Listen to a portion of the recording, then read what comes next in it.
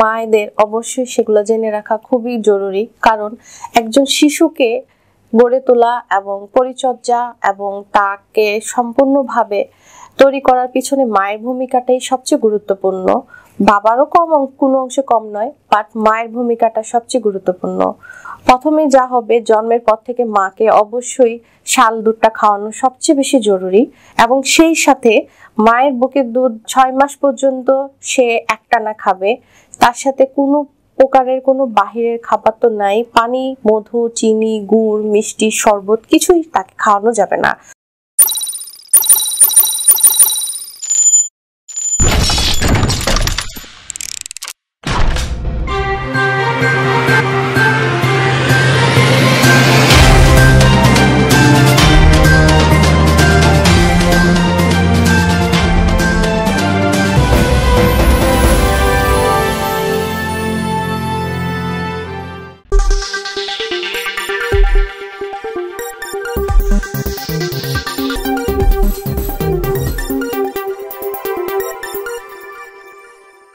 আসসালামু আলাইকুম সুপ্রিয় দর্শক শ্রোতা, আমন্ত্রণ জানাচ্ছি ডক্টর স্টিভির নিয়মিত আয়োজন আজকের সোনামণি অনুষ্ঠানটি দেখার জন্য। আজ পুরো অনুষ্ঠান জুড়ে সঞ্চালনায় রয়েছি আমি অনিমা সাইমা। আজ আলোচনার বিষয় নবজাতক শিশুর পরিচর্যা।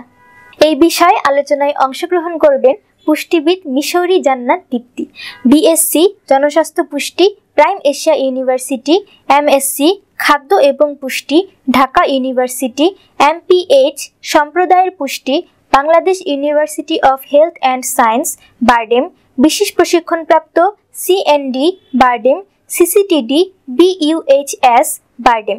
আসসালামু আলাইকুম ম্যাম, আপনাকে স্বাগত জানাচ্ছি আপনার এত ব্যস্ততার মাঝেও আমাদের ডক্টর স্টিভির আজকের অনুষ্ঠানে অংশগ্রহণ করার জন্য।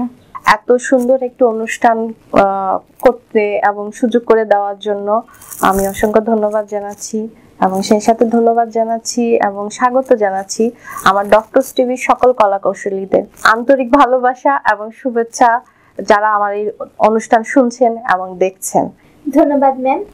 ম্যাম, আজকে আমাদের আলোচনার বিষয় নবজাতক শিশুর পরিচর্যা। এবার আমার জানার ছিল যে শিশুর সর্দি কাশি হলে কি কি করণীয়। নবজাতক শিশুর সর্দি কাশি হলে কি কি করণীয়, অনেক সুন্দর একটা কোশ্চেন করেছেন, যেটা সকলেরই জানা উচিত।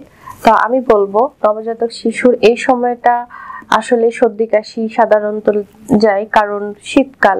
নবজাতককে ঠিক মতো যদি মায়েরা যত্ন নিতে না পারে বা শিশুকে যদি সেইভাবে গুরুত্ব সহকারে না দেখে, শিশুর জন্ডিস বা সর্দি কাশি বিভিন্ন ধরনের রোগ বালাই হওয়ার সম্ভাবনা বেড়ে যায়, এবং সর্দি কাশি থেকেই কিন্তু নবজাতকের একটা সময় নিউমোনিয়া হওয়ার সম্ভাবনা থাকে। তো আমি বলবো এই সময়টা আসলে অনেক অনেক অনেক সতর্ক থাকতে হবে মাকে। নবজাতককে অবশ্যই এই সময় গরম উষ্ণ কাপড়, উলেন কাপড় পরিয়ে রাখতে হবে, এবং সেটার জন্য এবং সুতি এবং নরম হয়, এবং সেই ক্ষেত্রে নবজাতকের জন্য আরামদায়ক বোধ করে এবং তার জন্য শরীরে কোনো প্রকার চুলকুনি না হয়। নবজাতককে এই সময় কুসুম গরম পানি খাওয়াতে হবে, এবং খাবারগুলো গরম এবং হালকা কুসুম গরম করে খাওয়ানোটা সবচেয়ে বেশি জরুরি।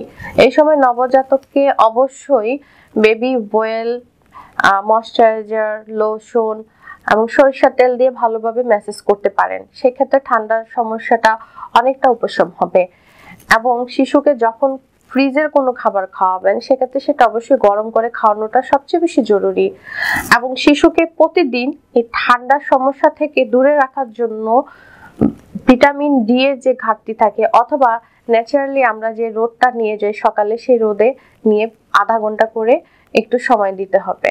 এই সময় শিশুকে দুধ, গরম পানি, তরল খাবার, স্যুপ এগুলো খাওয়ানো যেতে পারে।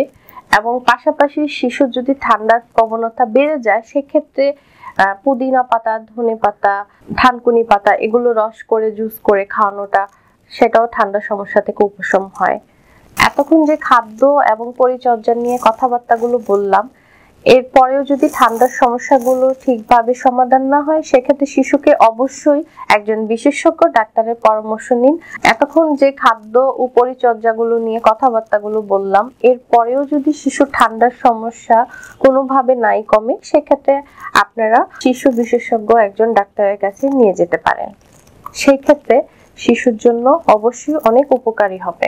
আশা করি আমাদের দর্শক তার কাঙ্ক্ষিত উত্তরটি পেয়ে গেছেন। ম্যাম, আমরা অনুষ্ঠানের একেবারেই শেষ পর্যায়ে চলে এসেছি। আমরা এতক্ষণ নবজাতক শিশুর বিভিন্ন দিক নিয়ে আলোচনা করলাম। ম্যাম, এ পর্যায়ে নবজাতক শিশুর পরিচর্যা সম্পর্কে দর্শকদের উদ্দেশ্যে যদি কোনো পরামর্শ দিতেন। ধন্যবাদ সাইমা আপনাকে। আমি সর্বশেষে কিছু কথা বলবো। মায়েদের অবশ্যই সেগুলো জেনে রাখা খুবই জরুরি, কারণ একজন শিশুকে গড়ে তোলা এবং পরিচর্যা এবং তাকে সম্পূর্ণভাবে তৈরি করার পিছনে মায়ের ভূমিকাটাই সবচেয়ে গুরুত্বপূর্ণ। বাবারও কোনো অংশে কম নয়, বাট মায়ের ভূমিকাটা সবচেয়ে গুরুত্বপূর্ণ। তো সেই ক্ষেত্রে আমি বলবো, একজন মা শিশুর জন্মের পর থেকে 2 বছর বয়স পর্যন্ত অবশ্যই যে নিয়ম কানুনগুলো আমি এতক্ষণ ধরে বলে এসেছি, সেগুলো সম্পর্কে সচেতনতা তাকে বৃদ্ধি করতে হবে এবং মেনে চলতে হবে। প্রথমে যা হবে, জন্মের পর থেকে মাকে অবশ্যই শাল দুধটা খাওয়ানো সবচেয়ে বেশি জরুরি, এবং সেই সাথে মায়ের বুকের দুধ 6 মাস পর্যন্ত সে একটানা খাবে। তার সাথে কোনো প্রকারের কোনো বাহিরের খাবার তো নাই, পানি, মধু, চিনি, গুড়, মিষ্টি, শরবত কিছুই তাকে খাওয়ানো যাবে না।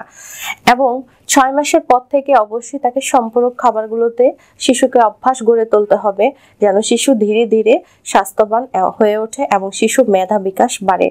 এবং খাবারগুলোর যে গুরুত্বগুলোর সাথে দেখতে হবে, সেটা হচ্ছে শিশুকে অবশ্যই পুষ্টিকর খাবারগুলোর মধ্যেই তাকে সম্পৃক্ত করতে হবে এবং পুষ্টি মানটা যেন বজায় থাকে, এবং শিশু যেন সুস্থ এবং শারীরিক মানসিক বিকাশে দ্রুত বেড়ে উঠতে পারে, ব্রেন ডেভেলপমেন্টে দ্রুত সহায়তা করে, এবং শিশুর বিভিন্ন রোগ, জন্ডিস, তারপর নিউমোনিয়া, ঠান্ডা, কাশি, জ্বর, হেপাটাইটিস বি, বিভিন্ন ধরনের রোগগুলো থেকে শিশু যেন মুক্ত পায়, সেজন্য শিশুকে অবশ্যই নিয়মিত টিকাগুলো অবশ্যই দিয়ে যেতে হবে। এবং শিশুকে পরিষ্কার পরিচ্ছন্নতার অভ্যাস বজায় রাখতে হবে। শিশুর পরিবারের অন্যান্য লোকজনদেরকেও অবশ্যই এই পরিষ্কার পরিচ্ছন্নতার অভ্যাস গড়ে তুলতে হবে। এবং দিন শেষে শিশুকে সুস্থ রাখার জন্য অবশ্যই, যদি কোনো মা কোনো কিছু না বুঝেন বা কোনো কিছুর কোনো সহায়তা প্রয়োজন হয়, অবশ্যই একজন পুষ্টিবিদের পরামর্শ নেওয়া উচিত। এবং পুষ্টিবিদের পরামর্শ নিয়ে সে যদি সেভাবে শিশুর যত্ন নেয়, আশা করি শিশু সুস্থ থাকবে, ভালো থাকবে, সবল থাকবে এবং আমাদের সুন্দর একটি জন্মভূমি, মাতৃভূমি গড়ে উঠবে। ধন্যবাদ সবাইকে। ধন্যবাদ ম্যাম, এত সুন্দর করে বুঝিয়ে বলার জন্য। ধন্যবাদ আপনাকে।